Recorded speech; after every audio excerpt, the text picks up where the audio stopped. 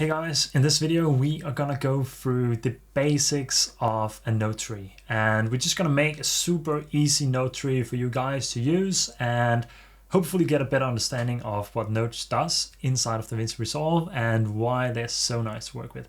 I do have another video on understanding notes, so you could check that out as well. It's quite a long one, but it goes through the different notes that are.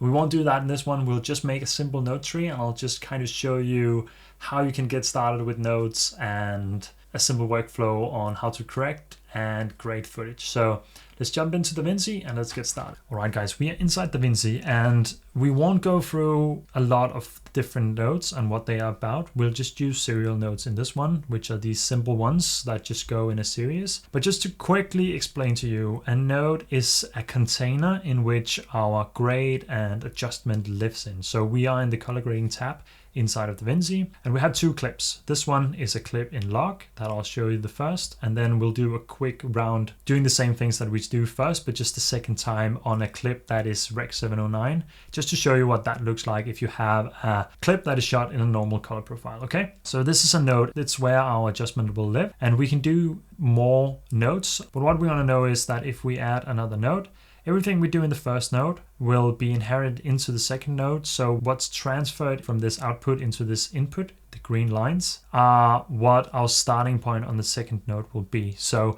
if we remove all of this saturation from the first clip, now it's black and white, then you can see when we jump to the second one, we have saturation back up at 50, which is our starting point. But if I crank that up to 100, nothing happens because we don't have any colors left. So that's the main thing that you want to know. When you use a node first, the second node will inherit that. So that's all I think you need to know for this tutorial. So let's get started. Now this first clip is a log clip. So the first thing I want to do, I'll just add another serial node here. I'll go into my effects tab, scroll down a little bit, take the color space transform, drag that onto this one, select my settings. This is shot in Canon Cinema Gamut and Canon Log 3. We want to transform it into Rec 709 and Gamma 2.4, which is what my display shows. And that way we know that it will be some colors that we can work with. So I'll just drag this all the way to the right. And as said, everything that happens in the first nodes is pulled into the next one. So right now, anything that we have in these nodes are not being affected by the Rec 709. So this is still in the full color space, all the colors that the camera captured, and not in the smaller color space that the Rec 709. So a little bit technical, don't worry about that, but that's just a quick explanation of why we're doing it this way. So let's go to our simple node tree here. And the first thing we want to do is our color correction. So right now the image is still a little bit flat. It doesn't have a lot of contrast. So that's what we want to bring back. And for that, we want to have 3 nodes. So these are going to be our color correction nodes. And we want to label them just to make it easy. So this one is going to be our contrast. This one is going to be our exposure. And this one is going to be our white balance. So to make that easy, we start with our contrast and then we move backwards. That's the best way to do it. So let's just hide our clips here, as we're only focusing on this clip to begin with, and zoom in a little bit. The first thing we want to do is we want to add some contrast, and I like to use the tone curve for this. So we go into the tone curve, the custom curves here, and just add some more contrast by making an S curve. So we're pulling the highlights a little bit in, pulling the shadows a little bit in as well. And it's okay to go a little bit overboard, like so. And you can see that difference that it's made. Command D will hide the adjustments or hide the node and pull it back again. You can also click on the number. That will do the same thing. And now you can see it already looks a lot better, but maybe a little bit too contrasty, but that's okay. We could make it a little bit more cinematic by pulling up the blacks a little bit and pulling down the whites. And that's just to make it a little bit softer in the edges. Then we go to the exposure. For that, we'll go to our primary wheels and we'll use the offset, which is kind of seen as an exposure thing. If you have edited photos in Lightroom or something like that, you have the exposure slider. Offset is kind of similar. So we can see on our waveform down here that a lot of our colors are lying down in the bottom. So I want to pull up the exposure a little bit just to make it a little bit brighter. And I think somewhere around here is pretty good. So without that, you can see it's quite dark. Now we pulled up and brightened it up a little bit. So let's just see what we've done with these 2 nodes, selecting both and clicking Command D. This is what we came for when we had converted our footage into Rec. 709, which is the colors that our display can show. And now this is what we've done with just two simple adjustments: the contrast in the custom curves and the exposure in the primary wheels and the offset, just by pulling that up a little bit. If you have a clip where you have a lot of information in the highlights and a lot of information in the shadows, you can use the gain to pull down the highlights a little bit and use the lift to pull it up. For this clip, it's not necessary, so we'll only use the offset. Now the white balance in this one is already fine, but if the clip looked a little bit too warm or too cool, you can adjust that here by counterbalancing that. If it's too warm, you'll drag it down a little bit to adjust the temperature, and the other way around if it's too cool. And the same thing if it has too much of a green or a magenta tint, you can just adjust those by going in one or the other direction here. But be subtle. I usually go -3, 5, or 7 on each side, or plus for that matter. So for the white balance right now, we're actually not going to do anything. But this is our basic adjustments. And if we don't, let's just label this Rec. 709. If we don't really care about or think about this node over here, this is all that we've done. And the footage already looks way better. And if we include that, you can see that we went from a very flat log image to this in just a matter of clicks. The color space transform, very easy to apply. And then the contrast and exposure got us to this image very quickly. So now we can add our own creative grade. Now we are kind of at a normal standpoint, or a basic standpoint, of how the footage, in this case this leaf, looked in real life. So let's add 2 more nodes, and that's going to be our simple color grade. So for this one, I want to label it curves, and for this one I want to label it primaries. So let's start with the curves, and now we can go forward again. We don't have to go backward. The reason we go backwards before was because we wanted the contrast first and then the exposure. So we're not exposing first and then pulling down everything in the contrast again. It's easier to do it this way around. So let's go into the curves. And for this, we'll use the hue versus hue, the hue versus sat, and the hue versus loom. So the hue versus hue is basically just all the colors that we have, and then we can pull them in either direction. So if we make a point here in the greens and make a point in the magenta, we can control all the colors in between, and we can see a lot of our colors lie within this red and yellow space. So if we drag on these, you can kind of see both the background is affected and the leaf as well. So we could just drag that maybe up just a little bit to make it more orange. It's not a lot that we've done, but just a little bit. And then maybe it's too much actually with the greens as well. So let's try and drag this to the yellows, push it a little bit more towards the warm side, and then we can drag these greens here maybe a little bit more towards the greens and teal, and just see what we've done. It's very subtle, but you can see that the leaf is now more orange. Let's go into our hue versus sat. This is the saturation of each of the colors. So let's just try and do something similar to what we did before. Let's make a few points. And now I want to drag down or up the saturation depending on what looks best. And I actually think if we drag it down just a tiny bit and maybe drag down the greens in the background as well, that still looks pretty good. And then if we go into the loom, which is the luminance of the colors, I want to brighten it up a little bit here. I think that could look pretty good. So we went from this very yellow kind of dull color to a more orange color now, and all of this is subjective. So right now we're just playing around for this tutorial. Feel free to do whatever you want. I kind of like to try and drag these out a little bit to make all the transitions between the colors as subtle as possible. So now I just remove this dot by right clicking it. So we can actually just drag this down a little bit again, go into the hue, maybe just remove this point again and just drag it around a little bit more to adjust. I think this looks pretty good. So these were simple adjustments done in the curves. The hue controls the hue, so we can make it more of any of the colors by moving through the scale here. This is the saturation, so we can desaturate it or give it more saturation. And this is the luminance. We can make it brighter or darker.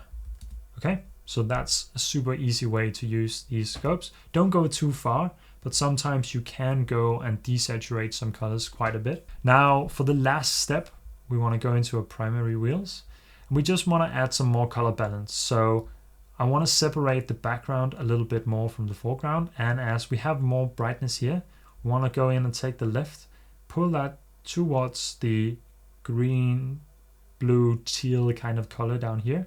You can see that kind of takes effect in the background now, but it also affects our middle ground a little bit. So we can see that we removed one red. So let's just try and add that 0.01 red back. Maybe that was a little bit too much. So we'll just drag this down a little bit more. And now it's 0.2, and that's kind of just to try and balance out this a little bit. Maybe try and see if we add one over here. I think that looks pretty good. It looks a little bit more cinematic because we have these blue tealish colors mixed with the greens in the background, and then the focus on these colors here. So we could go in for a last thing. Let's actually just add one more node. I know I said only 2 nodes, but let's go nuts here, and let's go into our log wheels. These are what you probably know from other editing software as well, the shadow, midtone, and highlights. So just go in and go a little bit more crazy with the shadows here, and then pull them down. Yeah, not so much, but a little bit to give it some more contrast in the shadows. And then I want to pull up the highlights a little bit and the midtones a little bit as well. And maybe even warm up the midtones just a slight bit towards the red. And now you see what we have here. So if we just break it down again, this was our color grade. This is what we did with only adjusting the curves, the primaries, and the log wheels a little bit. We went from this very flat image that actually looked pretty good when we started out to this in just a few steps. So that's how dramatic you can change. And maybe you feel like the blue and teal in the background is a little bit too much now. I might agree, but you can always go back in, and that's why nodes are so powerful, because now we have everything split up. So we can just go in and say, okay, what was it exactly that the primaries did? Okay, that made quite a big of a push. So let's go back in here and just say, maybe we just want to add one here. Oh, that was wrong. Like so. And maybe we want to remove it from here.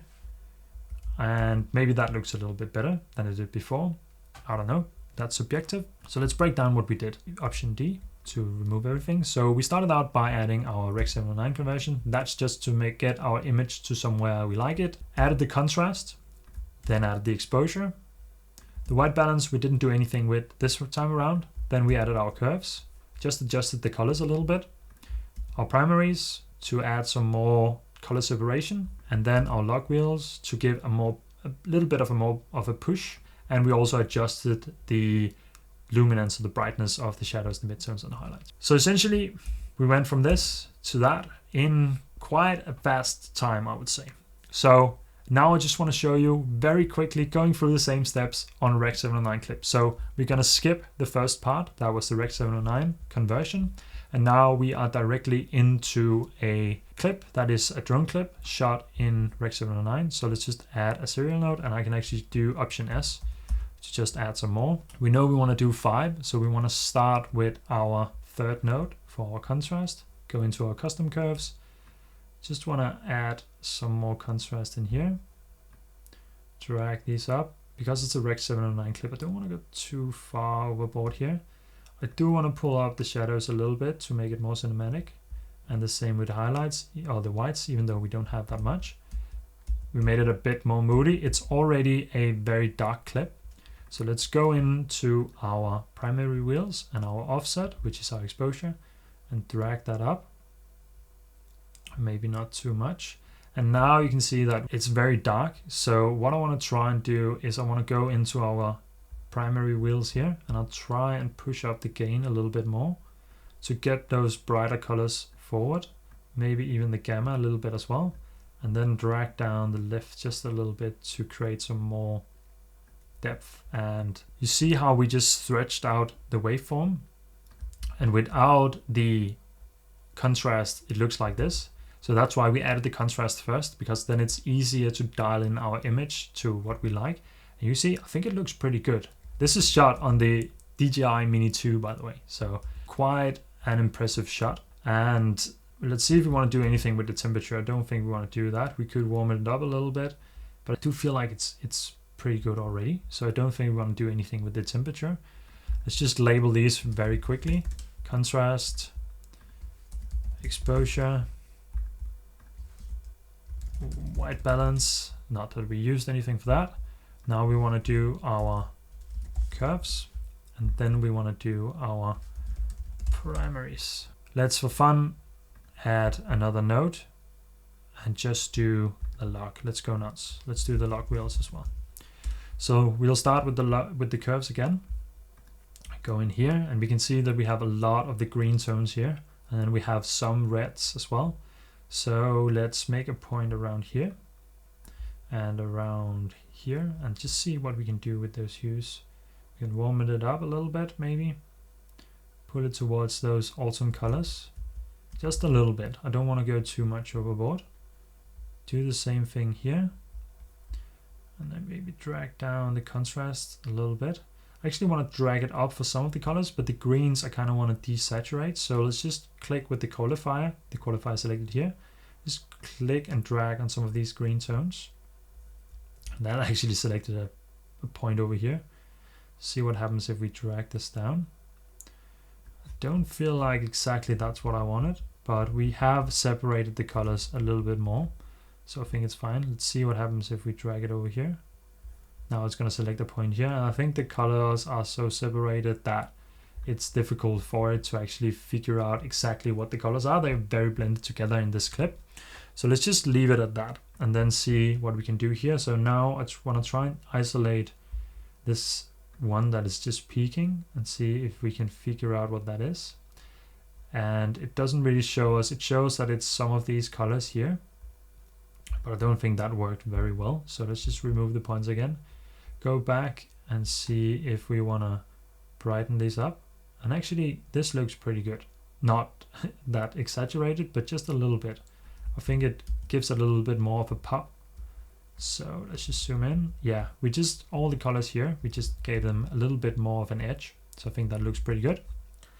That's it for our curves. Let's go into our primary wheels and do the same thing, I think. So just add some more teal into the lift and try and see what happens if we try and bring it back a little bit with the gamma, maybe even the gain a little bit to make it warmer.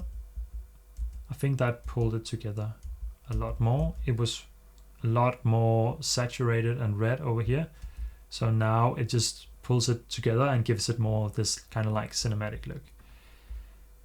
Head into our log wheels and see if we want to do something similar to what we did before. Drag down the shadows just a little bit to give it some more contrast. Maybe even give it a little bit more. We got to be careful here, I see.